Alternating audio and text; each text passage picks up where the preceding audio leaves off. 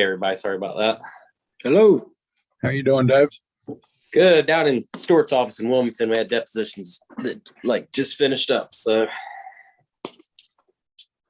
all right, we are good to go, Kevin. All right. Well, we'll call the subcommittee meeting to order. And of course, first order of business, if anybody has any conflicts under the State Ethics Act, if they need to recuse themselves in any way, this would be the time to do that. Not hearing anything, I think we can continue. I know Brian had sent out the materials, both the two opinions that were cited to, as well as the updated draft opinion.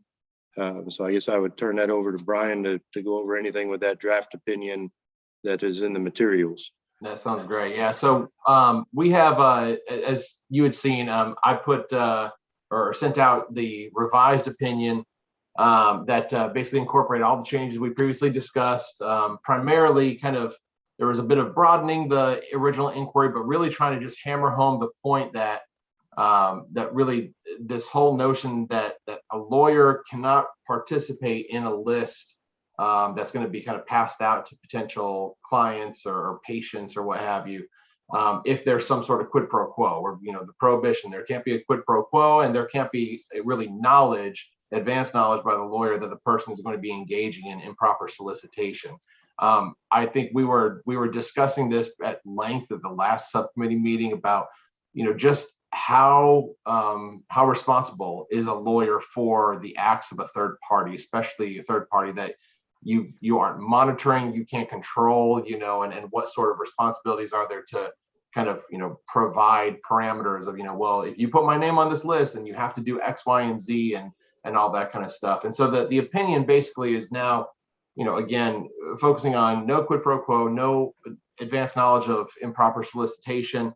The thing that we removed was I had an analysis where I kind of made the lawyer responsible for this doctor, in our scenario, the doctor, a third party act or conduct under 5.3, basically saying that there was some sort of association that the lawyer could be responsible for if they know about something that they're doing that's improper and they essentially don't do anything. It's kind of like ratifying their conduct, similar to an employee.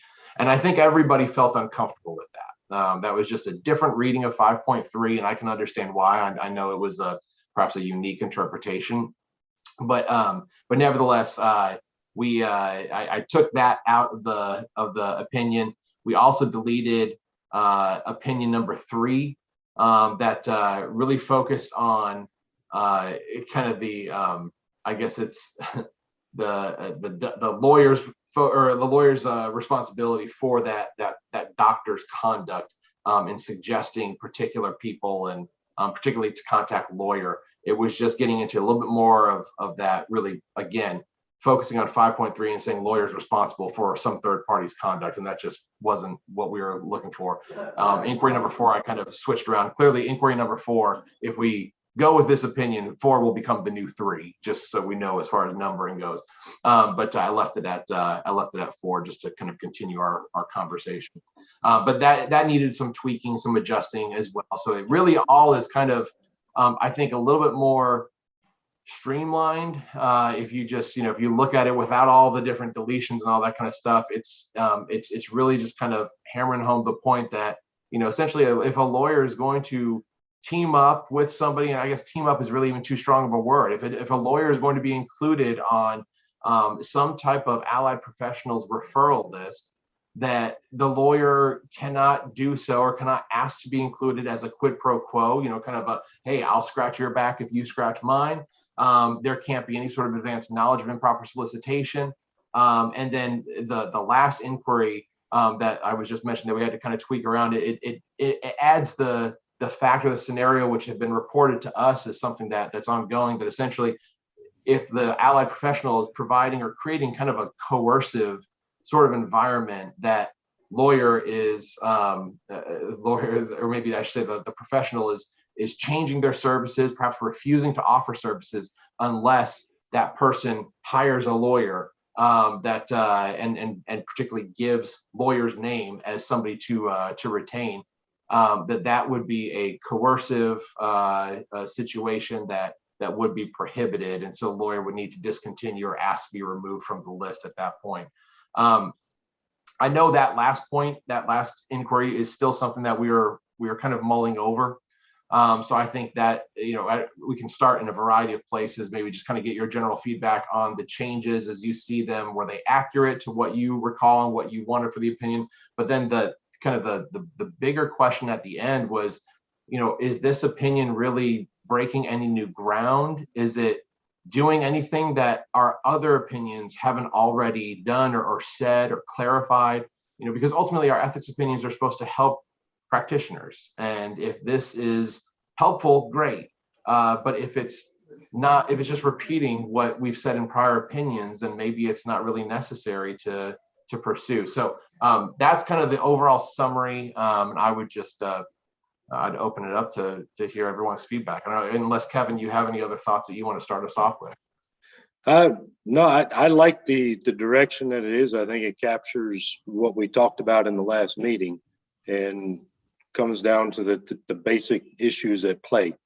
But I would certainly like to hear from the rest of the subcommittee in terms of especially something different than opinions that are already out there, if this is helping further or not. I think it does tailor itself a little bit more to be a little more helpful with certain situations. But I would certainly like to hear from everybody.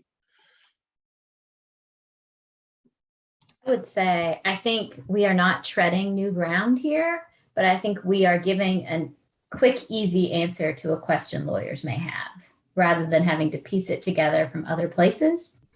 This isn't now, we're spoon feeding them a little bit, but I think it's okay in this situation. We're trying to give lawyers guidance. And if it requires putting out a new opinion that says the same old things in a new way, then I think there's no harm in that. I 100% agree with Amy. I think it helps. It helps because it's got a, even probably more so than some of those others' opinions. It has a more likely scenario, not so specific, where somebody says they just want to tell. So I want to tell all my friends about you, right? This kind of is the same sort of situation.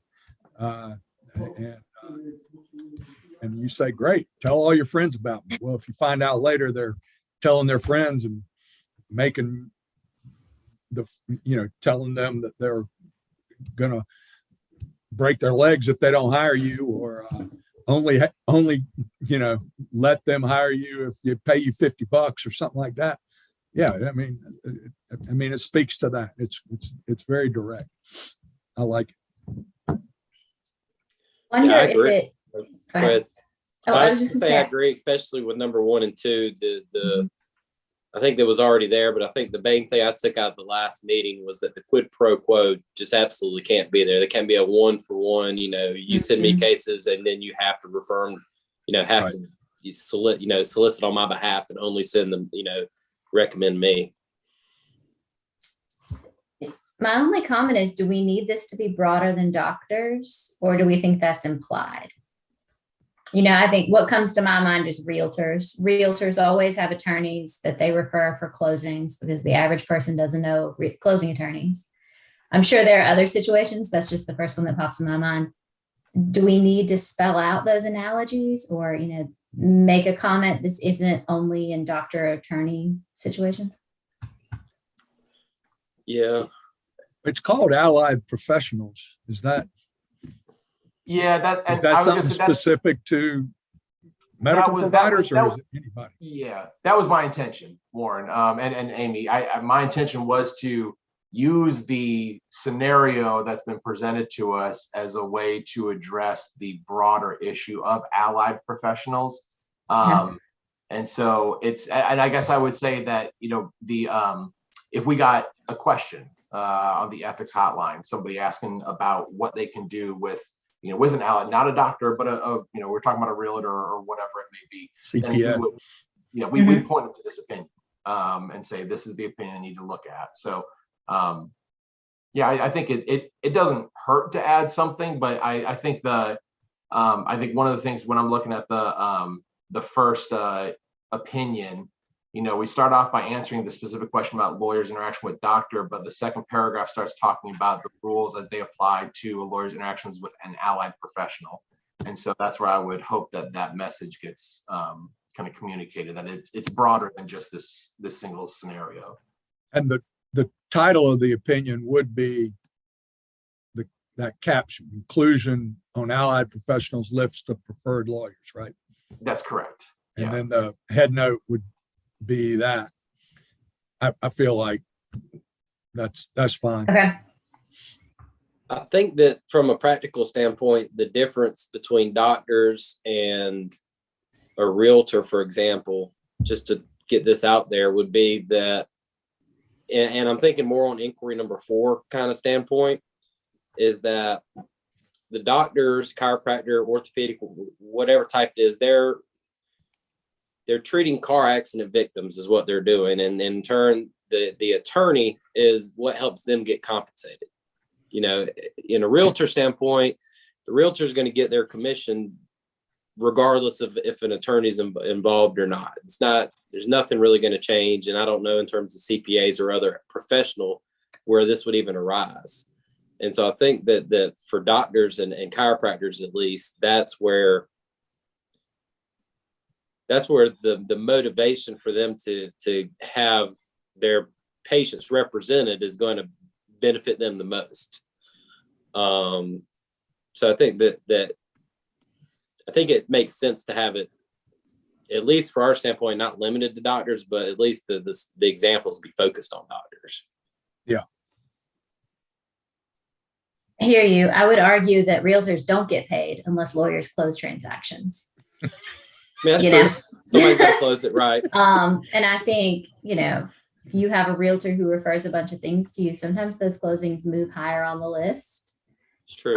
There's some priority there. It's different than the way doctors are clearly compensated in those cases. Yeah, and I think it's more from the cringeworthy standpoint, from what the public thinks. It's really Sure. that real estate lawyers aren't known as these creepy bottom dwellers that are trying to get business from everywhere, when personal injury lawyers unfortunately have that rap to some degree. Not in this crowd. Not in this crowd, no. Another concern I had on number 4, in terms of doctors, at least, there's the ways you get paid, obviously, is you can treat on a lien basis from a car wreck. So you can say, I'm not going to bill your health insurance. I'm going to, put a lien on any recovery you have, and your lawyer's got to honor it per North Carolina statutory law. 2, they can bill health insurance, or 3, they can charge on a self-pay basis. Those are really the only 3 out there, or some combination of the second 2. I guess they could charge like I don't think they can bill health insurance and then charge like a different rate. But the second aspect of it, where, creating a financially burdensome situation if they don't hire a lawyer, I think that's a little bit broad, and that's going to be hard to enforce. I think the first aspect of that's good. The fact that saying, listen, I'm not going to treat you unless you get a lawyer, is definitely coercive. I think that we could clearly craft a law that says, I'm not going to treat you, that it's unethical to say, I'm not going to treat you unless you hire lawyer X, or, that I have a deal with. I think that's for sure. The problem with creating a burden financial situation is, the way most of these doctors will do it. Let's take a chiropractor, for example. They're going to look at, and they're taught this stuff in their continuing education and everything. They're saying, okay, insurance companies are usually going to consider, say 4 to 8 weeks of chiropractic treatment. Anything beyond that time period, usually they're going to not give you credit for. They're going to try to discount in some way. So the way I see most chiropractors doing it is that they'll allow the bill to build up on a lien basis for 2 months. And after that, they'll say, okay, and this is where I think it's really shady. They'll say, okay, I'm going to discharge you from the car right now. I'm just treating you for maintenance treatment or something like that. Now I'm going to change your financial payment structure to, you've got to pay me $85 a visit out of your pocket, because I don't think I'm going to get paid for allowing this bill to continue to accrue beyond 2 months. And the way that it's been communicated to me through clients, at least, not through the doctors, is that if there's not a lawyer involved, they won't do the lien practice. They'll usually make them pay a self-pay rate, and that can create a financial burdensome situation. But at the end of the treatment, the bill might be, they might have paid $1,200, whereas what the lien would have been if they had a lawyer would be more like $3,500. So they're getting benefit both ways. I think it's confusing, to say the least, but I think that it would be hard to enforce what financially burdensome means. I think that's a good point, Davis. I'm reading it and seeing, the rule, of course, is focused on, and the prohibition in the rule under 7.3 is duress. It's coercion, it's duress, and the financially burdensome, as I was reading it and you're describing, I'm realizing just how broad that is and how subjective that is. And so I think that, and I also kind of recognize that I don't think it's necessary for the analysis. Right. Because you can leave it at duress. When doctors creating a situation, basically putting the patient under duress, it might be a financially and unreasonable, unique, coercive, financially burdensome situation, but it's all focused on the duress caused, as opposed to just the fact that, hey, this is financially tough for me. Because something can be financially one tough. way is tougher than the other. So that means it's more burdensome. That doesn't mean it's unduly burdensome. Right. Yeah. Right. So we could just delete that then. I mean, really that sentence, in this scenario, lawyer has learned that doctor is creating duress for her patients and coercing patients into obtaining legal representation from lawyer by refusing to provide medical treatment, period. Yeah. And so here's the second aspect of that. So a doctor obviously has the right to turn down a patient. And we're seeing this a lot in Wake County cases. There's a lot of Wake County providers that won't treat car accident victims. And ultimately, I think what we're talking about is car accident or workers' comp, something where a lawyer would be involved. So it's not just a normal, non-accident injury. And so they have a right, they're just saying, we're not treating car accident victims. And so the next step is, okay, we're not treating car accident victims unless they have an attorney. And the question is that within their right to do? And if so, and we find out that's the case, is that an ethical issue? I think, like I said earlier, for sure we can say that a doctor is creating duress if she says you have to choose the lawyer I'm telling you to use, or I'm not going to treat you. That's for sure. I think we can hang our hat on that. The just question I have, and I'm fine, I don't really have an opinion one way or the other, is does that doctor or chiropractor have a right to say, I'm not going to work with a car accident victim unless they have a lawyer, period? And that's kind of up in the air, in my opinion. That's not really quid pro quo either, though. And I mean, I feel like if you found out that a client came to you after a doctor told them they have to have an attorney, why can't you take that client? I mean, right. You ought to be able to take that client. The client, if maybe the client has a claim against the doctor and needs you. Again, I guess looking at the inquiry, it is more of a list. So that's after they're, the question is, are they providing you a list of these lawyers? And if so, are there enough lawyers on there to give that patient a choice of who to call, not be coerced or to make a decision under duress to hire that specific lawyer? And but I don't think you can say you have to hire someone on this list. I think you can just say, here's a list, hire who you want. But I think that if a client comes to you having already been refused by a doctor who didn't send them away saying, hire off this list, I don't think this opinion changes your ability to take that case. Yeah. So I guess if they give you a list and say, here's a list of lawyers we work with, or you can hire your own, however it works. But then again, there's a lot of inner knowledge of the conversation between the doctor and the person that the lawyer's not privy to understand what's happening here. We they brought me we couldn't discipline a lawyer in that scenario anyway. I mean, that's why we took out so much of the language we took out, is because we can't control, and we'll never have access to that doctor patient information. So the lawyer couldn't know about it to stop it or disassociate if it happens. Right. Well, and that's where, Davis, your point about inquiry number 4 was something that I was struggling with as I was going through some of these revisions, that there very well may be reasonable motivations for an allied professional to say, I'm not working with you unless I have some sort of guarantee that you're getting paid. I see who you are. I see, kind of what situation you're in.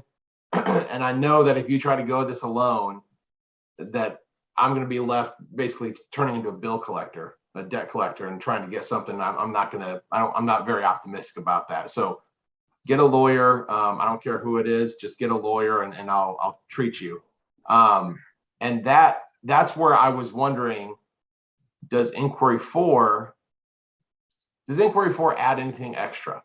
Improper solicitation it encompasses coercive sort of behavior. And that's where I was, I don't know, part of me was kind of worried, is inquiry number 4 prohibiting very reasonable things being done by allied professionals that could fall into that category? Is it overbroad, essentially? Yeah, I think we would have to, I think it's a little broad. I think we would limit more carefully crafted inquiry to say that, refusing to treat patients unless the patient has legal representation, Yeah, that's too broad. Yeah, of the doctor's choosing was what I was literally about to say, or from a list of 2 lawyers that he says you have to use one of these lawyers. I think that any, even if it's a list of 5 lawyers and they say you have to use one of these 5 lawyers, I think that would be improper. But if they just say, here's a list of lawyers we work with, you can hire your own, but I'm not going to work with you unless you have a lawyer. So would it change your opinion if we had the inquiry? It starts out with the scenario: doctors refusing to treat patients unless the patient has legal representation, or is creating a more burdensome billing plan for the patient unless the patient has legal representation. I think the more burdensome billing plan may be something we might need to eliminate that language. It's just kind of that, there's the refusal to treat or is creating a I don't know. I'll have to massage that language to emphasize the duress that's created. But if the inquiry is focused on what we're talking about here, that doctors refusing to treat patient unless the patient has legal representation provided by someone on the doctor's list, like they're limiting it to the list. You got to go here or else I'm not treating you. That to me is that's the potential duress, but also quid pro quo to some extent. I mean, it's absolutely, you know what I mean? It's I don't know what's going back on the other side to make it a full exchange, but it's when the legal representation, the insistence by the doctor or the professional is use somebody on my list. That's what we feel is inappropriate. But if it's just like you're saying, here's some folks that we use, I just want you to have some type of legal representation. That's not necessarily what we think is inappropriate. I agree. Okay. I think that makes sense. Yeah. Me too.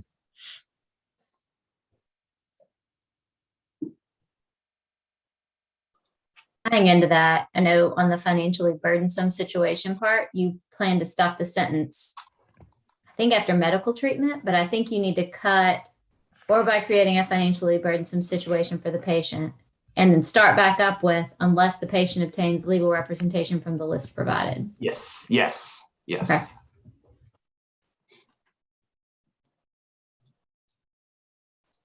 Yeah, because the original way was really covered 2 scenarios. One, they will treat you without a lawyer. It's just you're going to get billed differently. And they do that. I mean, they do that, and I think they have the right to do that. I think the patient has a say in the matter. They can require them to bill on their health insurance if they're going to treat there. And if they say no, they can go to another doctor, I guess. But yeah, the first part, I think that we're honing in on it. Okay.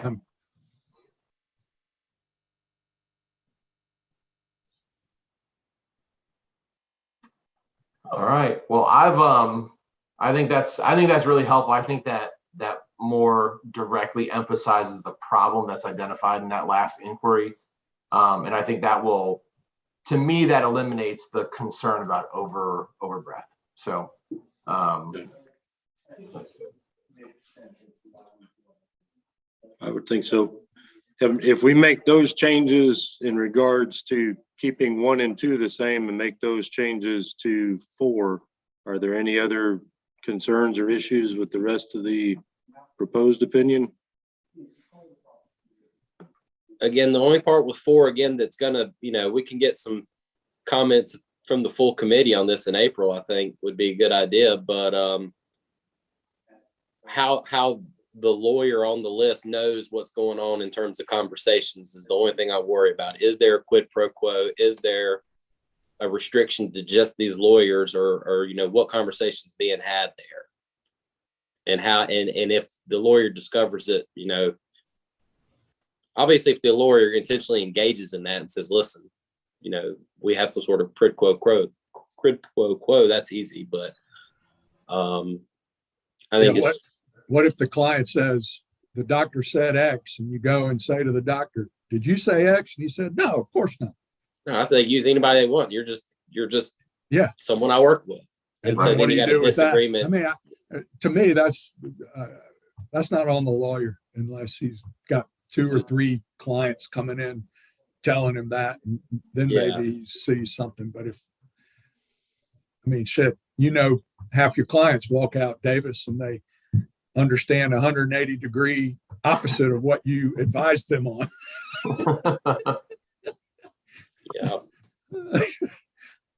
Yeah. Your case is worth between $5,000 and $50,000, probably closer to 5. right. Man, my case is you worth demanded- $50,000. Yeah. But you asked them for 50,000. Yeah. Well, you're not going to get 5 unless you start somewhere. Right. Well, I think that could maybe that point, Davis, I think could be solved by really kind of including at that sentence that given the nature of doctor's conduct, lawyer must immediately correct doctor's conduct or request his removal. What if we proceed that with upon learning of doctor's conduct? I think that's the thing that when you learn about it, that's what triggers Upon the learning need to with reasonable certainty or something like that. yes. Something like Yeah. that. We have that in there, right? Like in this scenario, lawyer has learned. Yes. Yes. Yes. Yeah. And and absolutely. And that's when a lawyer should immediately document his file with a letter to the doctor saying, listen, I just want to make sure this isn't your practice. Well, and I think if doctor responds and says it's not, I think lawyer can stay on the list. I think so too. That's going to be. I think too. of it of like the grievance process that if we got a complaint or something like that along these lines, and we inquire with lawyer and lawyer says, yeah, the client told me this, but then I called the doctor and the doctor said that's not what they do. The client was dissatisfied because I only got $5 as opposed to the $50,000. And they filed this grievance complaint, thought that I was in cahoots with the doctor. Right. I don't think that's enough to rise to the level of clear, cogent, convincing evidence. So I don't think that would really apply. I think and I guess that's the thing of kind of trying to spell out upon learning of doctor's conduct. We already have in this scenario, lawyer has learned that doctor's creating duress. And I think that's where it might be helpful and just kind of maybe clearer to say, when you learn about the conduct, given the nature of the conduct, you have to immediately correct it or basically remove yourself. It doesn't hurt to say it again. But I guess I'm interpreting the term learning of the conduct as learning of almost like the truthfulness of the conduct. Right. Right. Yeah. I read it the same way when I first read it. Yeah. Not a rumor of it, but that you have learned this is Right. the actual conduct. Yes. Okay. I think this is really great feedback. Anybody else have anything that anybody else got any other problems? Yeah, Davis, I guess I could see a client be mad at you because you wouldn't reduce your fee, and be mad at the chiropractor because he wouldn't reduce his lien. And so they're just going to turn you both in. We're in such a small area that there's not a lot of chiropractors or lawyers, so they could, every one of my clients could, well, not every one of them, try not to take a lot of chiropractor cases, but Right. the ones we do take, they start somewhere. Yep. That's why we satisfy all of our clients for I know you do. Man. They call me up all the time. Let me tell you, I know you insured Davis Poisson. I just want to tell you what a great job he's doing. it. Reducing the premium. You can hear me in the background telling them what to say. Yeah. I'm so glad we're not live streaming this meeting. Oh, I know. All right. Well, I think this is great feedback. If there's nothing else, then what I would propose, Kevin, is I can make these revisions. We don't have to have a formal motion to approve with the revisions. That can come at the committee meeting. But I'm going to make these revisions and send them out to you all. And I'll kind of include a track changes and a clean version. And you guys can take a look at that. If there's something that you feel needs to continue to be tweaked or discussed, then just let me know. I would ask you all to not reply all, just reply directly to me. I'll accumulate all that stuff. Otherwise, if we get into a reply all scenario where everybody's emailing back and forth, then we may be in an open meeting or a public meeting at that time. So, Yeah. Gotcha. So just send that feedback to me, and then we might find ourselves in a situation where somebody can make a motion, particularly Kevin, as the chair, that you can maybe make a motion for publication if we're satisfied with the opinion at the April meeting. Sounds Sure, good. we will be. Okay. All Well, right. thanks everyone. Thanks, Brian. It was great. It's good seeing everyone. We're all set. Everybody Thanks, take y'all. care. All right. y'all. Thank you.